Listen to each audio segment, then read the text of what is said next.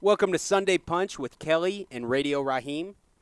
We're here in Louisville, Kentucky, which is the home to four heavyweight champions, obviously Marvin Hart, Jimmy Ellis, Greg Page, and the all-time greatest Muhammad Ali. Our audience has been requesting a boxing show for quite some time, and we are bringing that to you. We're going to discuss the big fights, the big fighters, and all the top stories. Through Max Boxing's Radio Rahim's access to pre- and post-fight interviews straight from Hollywood, California, we have a great opportunity to bring you some exclusive content which will lead to some great discussion. A great way to find the interviews in entirety is to do a Facebook search for Radio Rahim, which is the first name, last name being Max Boxing. Interviews from everywhere from Mike Tyson to Floyd Mayweather and everywhere in between. In the world of boxing right now, there is somewhat of a cold war going on. Top Rank, which is represented by Bob Arum, represents half of the good fighters, whereas Golden Boy and Oscar De La Hoya represent the other half of the good fighters. There's a problem with coordinating these two sides to come together to give us, being the boxing fans, the fights that we want to see. Rahim was with us here. He's spoke to both sides of the story. And, Rahim, what is going on with this? Cold War, is Cold War a good way to put it? What do you think of this? Kelly, this has been one of the issues that I've been pounding both promoters about for a couple of years now. And I think it's because the boxing fans, more so than anything else, the responses I get from my videos is, when are we going to see Donaire Mares? Of course, for years, every boxing fan, anyone who's even close to a boxing fan, has heard about Floyd Mayweather. They've heard about Manny Pacquiao, and they've had a discussion about when and if those two would fight and how the outcome might affect boxing, who would win. That kind of fight in any other sport, in any other combat sport especially, would have been made 2 or 3 times by now. If boxing were just, we'd be looking at probably the third Manny Pacquiao, Floyd Mayweather fight by 2013. But because these two promoters have such a long history, and mind you, Bob Arum used to promote Oscar De La Hoya. So their relationship started not only in friendship, but in friendship and business. And once Oscar decided to get into the promotion game, post his career, the rift began. And it's only grown wider, and the divide has grown more bitter ever since. So the disservice that both of these promoters do to the game is not being able to work out their differences. It doesn't allow the fight fans to see the matchups and to see who would win out of the best of the best. So I caught up with Bob Arum. Most recently this past week, he's promoting Zhao Shiming, a fight over in China. Zhao Shiming just is a 2-time Olympic winner. He's a gold medalist out of China. He won in the 2012 games. So Bob Arum was there, and as is, I believe, my mission, I had to ask him the tough question. So in this clip, you'll see Bob Arum's response to my question about the fight fans not being able to see the fights they want to see when they want to see them. Besides, I don't see the fans demanding any particular fight that isn't happening. That's just not true. The fighters that they have, by and large, are fighters that we don't find very interesting. And if they find some of our fighters interesting, well, that's just too bad. I mean, if they want to release a fighter or give fighter permission to fight on HBO, we're very happy to do it. So what I hear there, Rahim, is just blatantly Bob Arum saying or denying that the existence of a demand for these type of fights really even is out there in the sport by the fans. I mean, is that accurate? Is that what you took from it? The guy is in complete denial. And immediately, people's head explode when they hear that clip. Because right underneath it, if you were to see these clips, played on YouTube, is people listing the laundry list of fights that are in definite demand, that are definitely not happening because these two promoters definitely refuse to work together. To name a few, Abner Mares and Nonito Donaire is the most recent of the laundry list. But in between there, we've got Chavez Jr., Cesar Chavez Jr., and Gennady? Saul Alvarez. Okay. Saul Alvarez, who's with Golden Boy. And then, of course, the one we led with, which is Manny Pacquiao and Floyd Mayweather. Those are just 3 amongst a nice laundry list of fights that the fans really are demanding, and Bob Arum is in denial about that fact. So I think he believes that gives him cover to say that we don't have to work with Golden Boy because nobody really wants to see these fights badly. That, Bob Arum, is just not true. Now, on the other side of the equation, we've got Oscar De La Hoya, who has built up his stable. He has many of the stars. I would say, as you did in the Open, we could call it 50-50. Oscar's got half. Top Rank's got half at any given moment. So I put the same question to Oscar De La Hoya. And in this clip, you'll hear Oscar's response to the question if he's going to be able to work with Bob Arum, how he would be able to make these fights happen. And to be fair, I feel like Oscar has more of an incentive in the sense that he is not quite as rich as Bob Arum, and he does have more to gain from these matchups happening. So when I put that question to him, you'll hear how his response differs a bit. All of these decisions that have come down, I asked you this last time we were together, you felt like Bob Arum was the problem why you couldn't clean up the sport when it comes to things like horrible decisions in boxing. Now that it clearly isn't abating, is there anything that you feel like you could do independently as Golden Boy, as Oscar De La Hoya, to improve upon this cancer on the sport? Well, once, like I said, once that we continue to make the best fights happen, once that we solely focus on what we're doing, and what we're doing is the right thing for the sport. What we're doing is creating excitement for boxing. You know, everything else will take care of itself. Look, I'm 39. My matchmaker is 38. My CEO is 50. My PR people, all my companies, we're young. We're hard workers. We're gonna continue doing this forever. You're looking to outlive the problem. Absolutely. So, thank you, Oscar. I really appreciate it. Radio Rahim with Oscar De La. So, Rahim, what I hear there is a couple different interesting things going on. There's, like I said earlier, not so many bones about it. De La Hoya just emphasized he's only 39. Everybody he works with is younger. Arum's in his 80s. The problem, reference there, is Bob Arum, and Golden Boy's pretty much waiting for him to pass away. You see the difference stylistically in these two promoters. I would say that in Oscar's response, you almost even see in the response him initially trying to work a way that, well, once we are able to work with, the best fighters, once we are able to, focus on the fights, and you think that he's going towards, we'll be able to improve the sport and the level of competition and give the fans what they want, but instead he takes this turn to say that I'm young, and then you're like, where's he going with that? And my matchmaker's young, and I'm like, oh no, I hope you're not going where I think you're going. And then he says, and then one day we'll have it all to ourselves, essentially, which means that his strategy is simply to wait for the competition to die. Okay? It really is. Bob Arum, I would say, if anyone is going to outlive everyone on sheer grit, that guy is not just going to fall over in his rocking chair and die.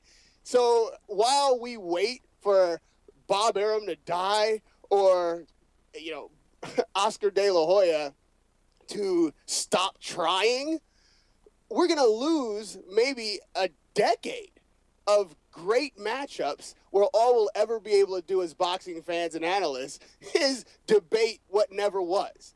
And I believe that in the top of that clip is the cancer that I was talking about.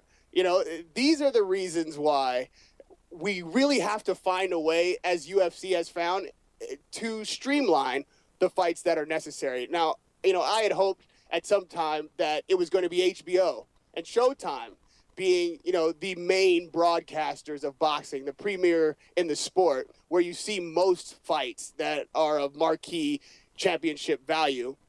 that they would be the ones to push these two together, that they would be the ones to ultimately demand some kind of streamlining between the two major promoters and then all the mid-level promoters that also make this fight in this sport happen.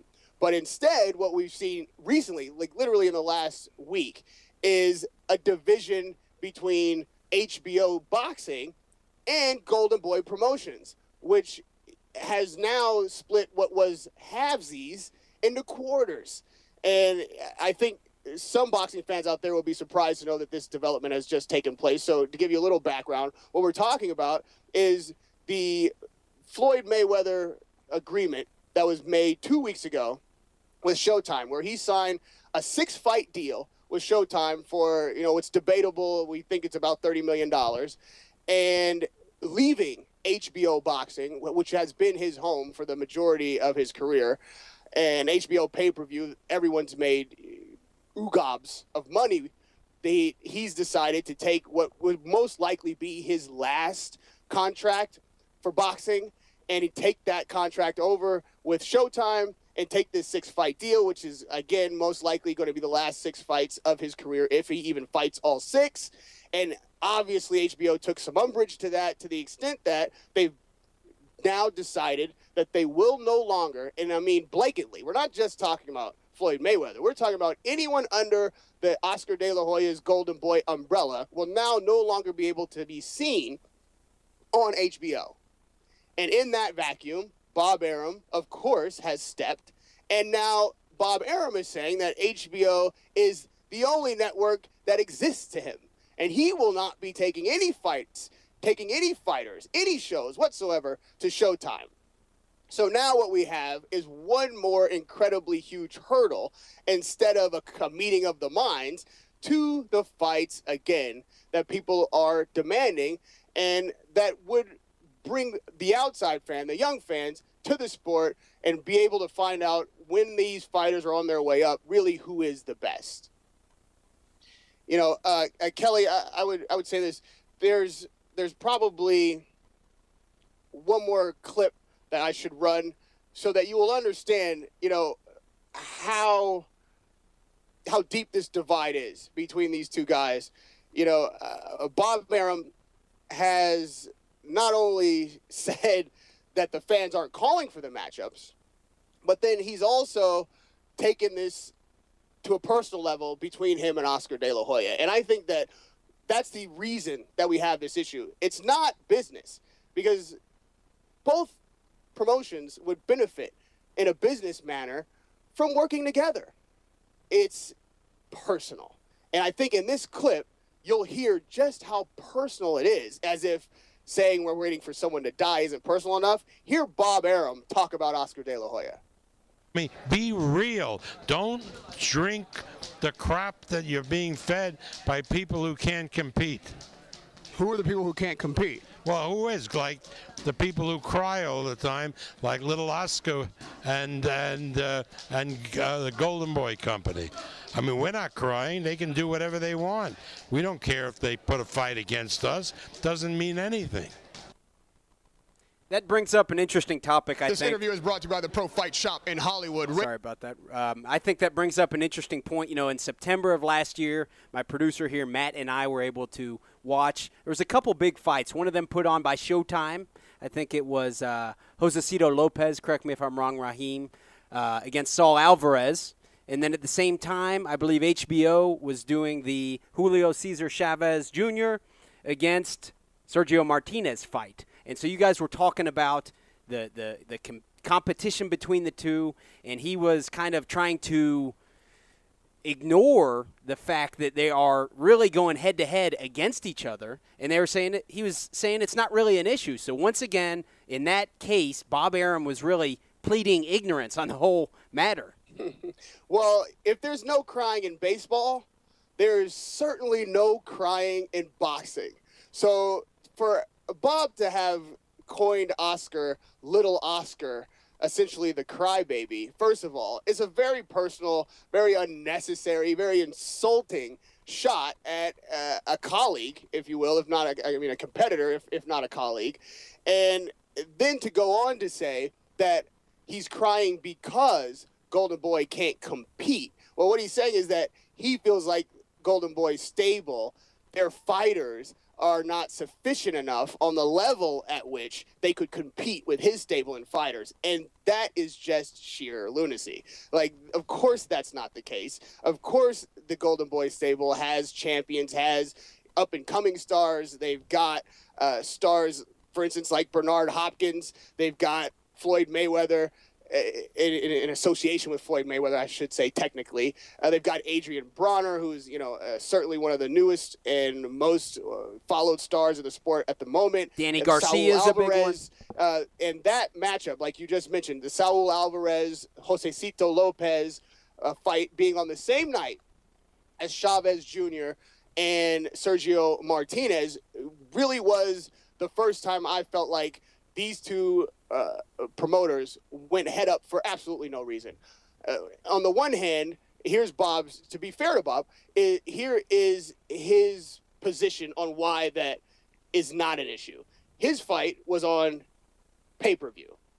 His fight you had to order and watch, and Oscar's fight was on, HBO for free.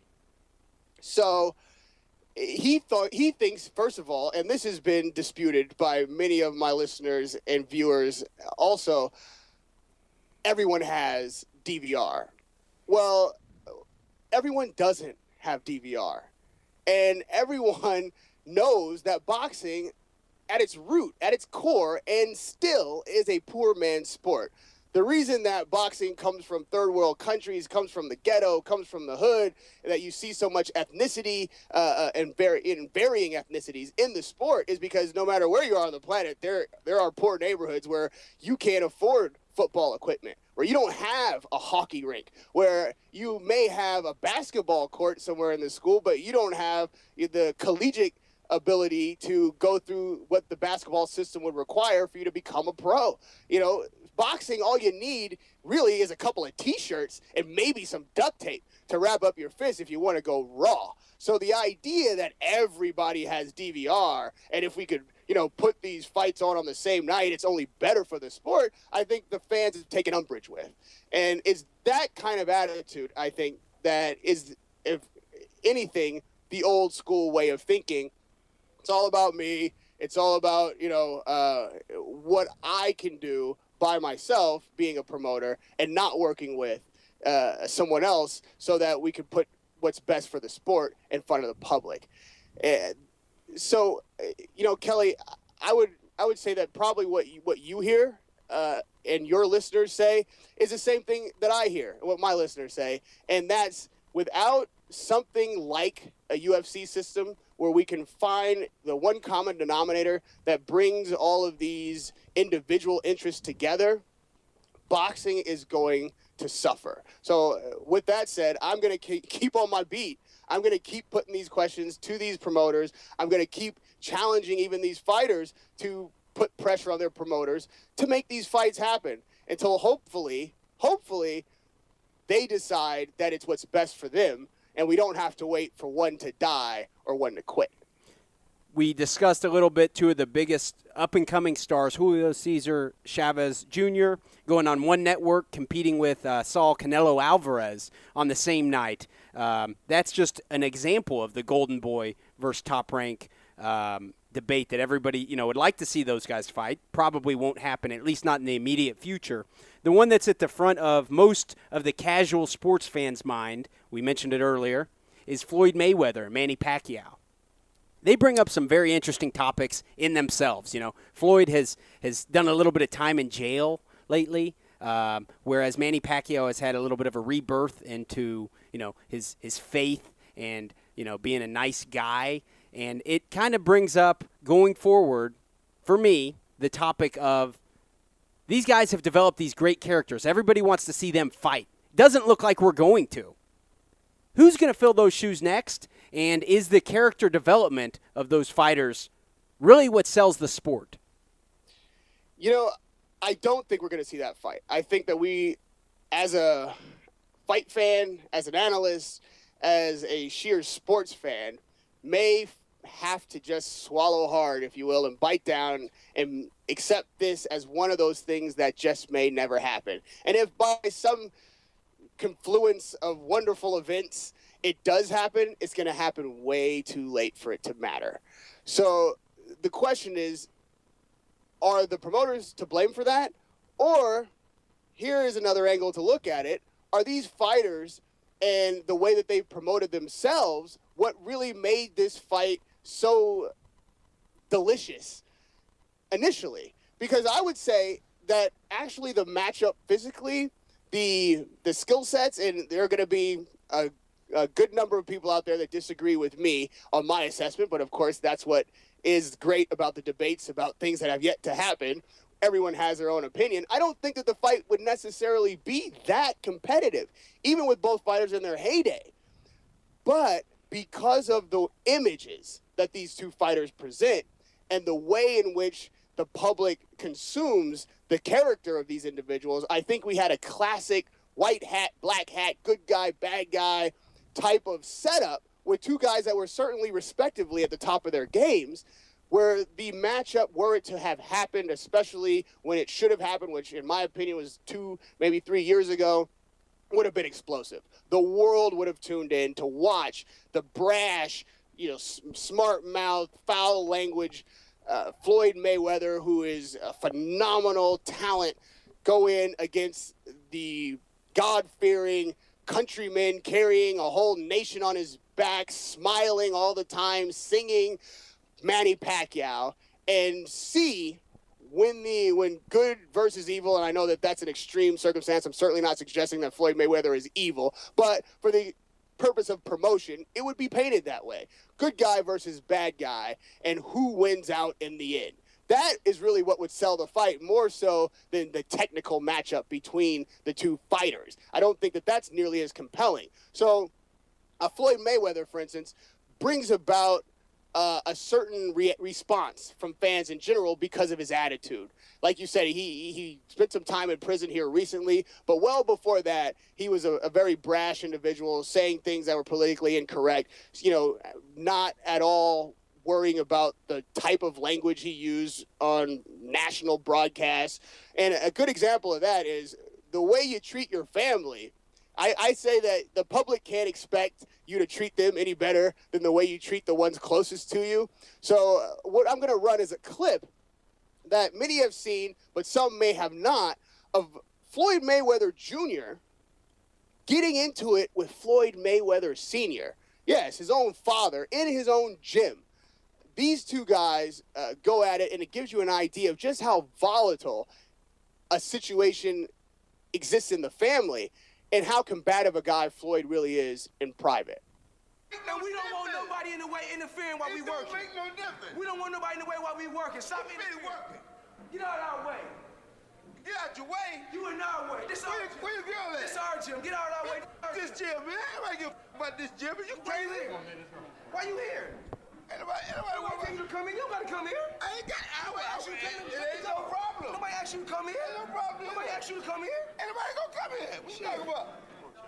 Hey, you better hold it. Hey, Nobody gonna grab me. Nobody gonna do to me. And you ain't gonna do that. That definitely is a excitable interaction between father and son there. Obviously they're debating about the merits of Floyd Mayweather Sr. as a trainer versus his brother. I believe his name's Roger Mayweather, who actually has been the trainer of Floyd more so than Floyd Sr., although Floyd Sr. is now the trainer for this upcoming fight. But, yeah, that really embodies I like to call it maybe the Hollywood Hogan type of character that Floyd has embraced. Well, to inform the audience just a bit, because you would probably be surprised to learn that Floyd Sr. is going to be in Floyd Jr.'s corner for this upcoming Guerrero fight, and he's not been in Floyd's corner since the first, I think, 12 fights maybe, since maybe the 12th fight, something like that. I'm not sure about that, but I'm sure the boxing fans will correct me if I'm wrong. The point is that Floyd has been in the corner with Roger Mayweather for the entirety, essentially, of his career. And with the kind of blow-up that you just saw, it would seem that Floyd Sr. being in Junior's corner would be unthinkable just 6 months ago. Well, the reason for that is that Roger Mayweather has been battling diabetes. Roger Mayweather has, for the past, I would say, I think maybe it's been 10 years, has been challenged health-wise. Well, recently it's gotten worse, and he's physically, obviously, it's been determined that he's physically not able to go through the camp and work the corner as he has in the past. And in an interesting turn, Floyd turned to his father, who was his only other trainer ever in history, and has put his father back in the corner, and it'll be very interesting to see that dynamic at work. And in my opinion, I think that this might actually better Floyd. And I say that not because Floyd Sr. is a better trainer, but because Floyd, now having signed for what I believe to be his last 6 fights, and after seeing what we saw with Cotto, where many thought Floyd maybe had lost a step, I think having his father in his corner, with a father who has something to prove, regardless of what he said, in the past, he definitely is in competition with his own brother, being Roger Mayweather. He's wanted back in that corner for years, and now that he's got the opportunity, he's going to be damned if he'll be outshined by Roger Mayweather. He wants Floyd to be more successful in this fight than he's been with any fight with Roger, and he is, I believe, going to dedicate himself to this camp in a way that is going to show itself in the fight. And for Floyd's part, I believe that because people have claimed he's lost a step, because I don't think he got the accolades after the Cotto fight that he's accustomed to, because he wants to prove that he is pound for pound best in the sport, if not ever, that he's going to come in and put on a performance at the absolute top of his game to the best of his ability. And those two entities coming together for one common purpose, I believe is going to produce maybe the best Floyd we've ever seen. Going along with the sorry to interrupt you there, Rahim. No. Going along with the discussion of kind of character development, I use the Hollywood Hogan comparison, the bad guy, where Floyd has really embraced that. On the other side of the spectrum, other end of the spectrum, you have Manny Pacquiao, who, he may not be the best fighter in the world. He certainly has a lot of fan support, not only from his country, the Philippines, but across America too. And he's really embraced this good guy. He's kind of changed. He's always been married to the same woman. He's very into politics within his country. In religion, he is playing the good guy card, and he's doing it pretty well.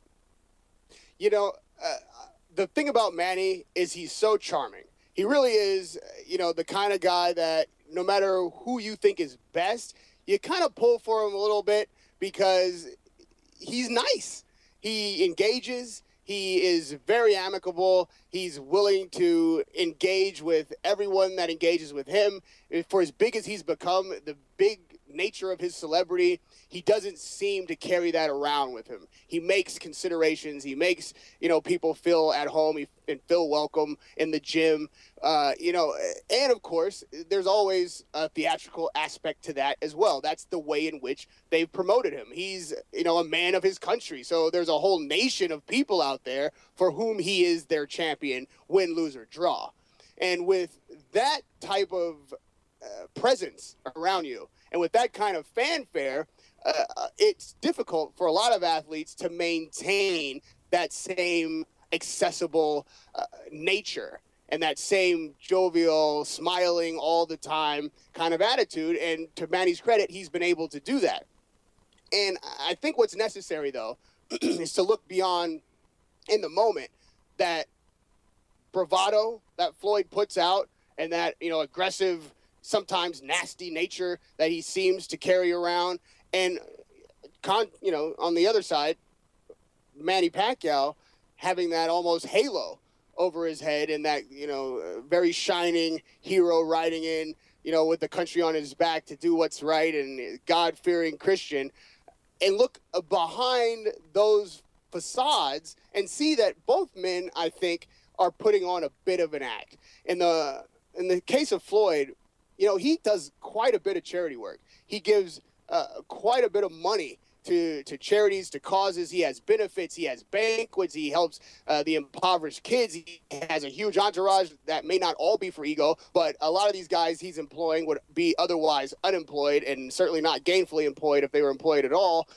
Floyd is a boon to the Las Vegas economy. He does have recently engaged in promoting fights, bringing young fighters, tough fighters that, again, come from these ghettos and impoverished nations, and giving them an opportunity in this sport to make money, and using his, knowledge of the business of boxing, for which we also have to say he has been phenomenal. He has learned, I think, more so than any other fighter in history, how to get the absolute most money out of boxing than we've seen ever. Like, this guy gets every penny that he can, and he's proven that he has a wonderful business sense to that degree. So I would say behind that shield is maybe a softer guy. Is not quite as mean or nasty a guy as you would think, but a guy who knows that you got to pick villain or hero, and he's decided that villain is the most lucrative. And, to his credit, if that is in fact the decision that he's consciously made, he's proven it. He is the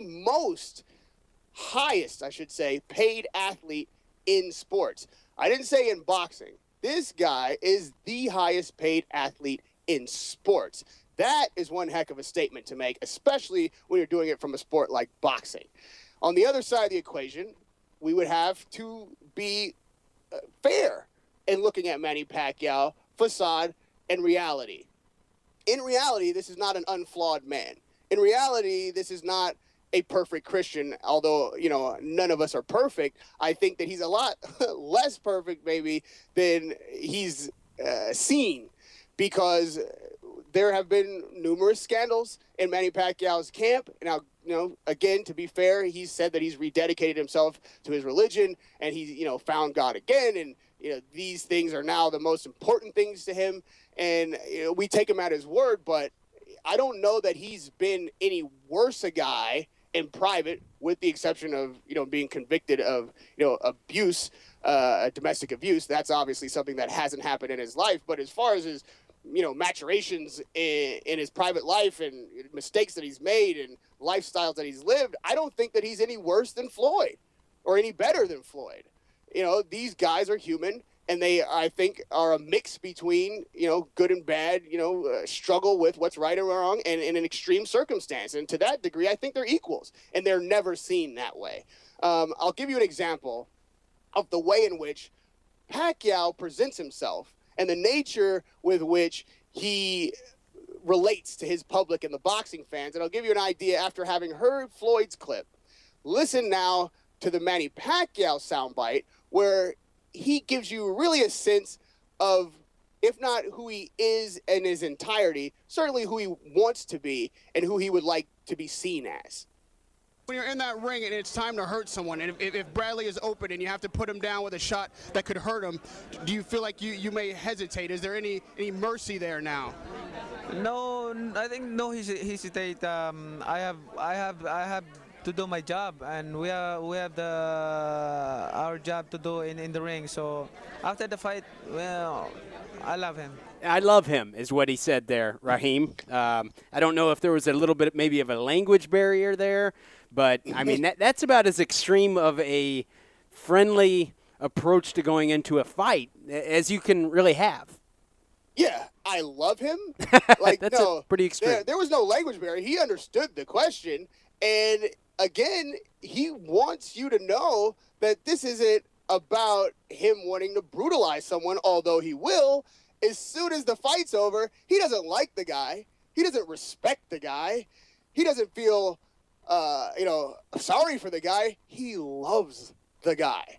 This is something that you just don't hear from a fighter. There's a mutual respect that happens in that ring when that final bell sounds that I think is as phenomenal, if I could make it so grandiose, as the transition of power and government, like from Republican to Democrat, Democrat to Republican, when you see a peaceful changing of hands and a mutual respect, no matter how nasty the campaign has been, well, no matter how tough and gritty the fight has been, who's been hurt, what's been said before, 99% of the time when that final bell rings, you see two men in the center of the ring shake hands, hug, and show mutual respect. I think in boxing, that is one of the most phenomenal and tradition-based things that show you that both of these warriors appreciate what the other just went through.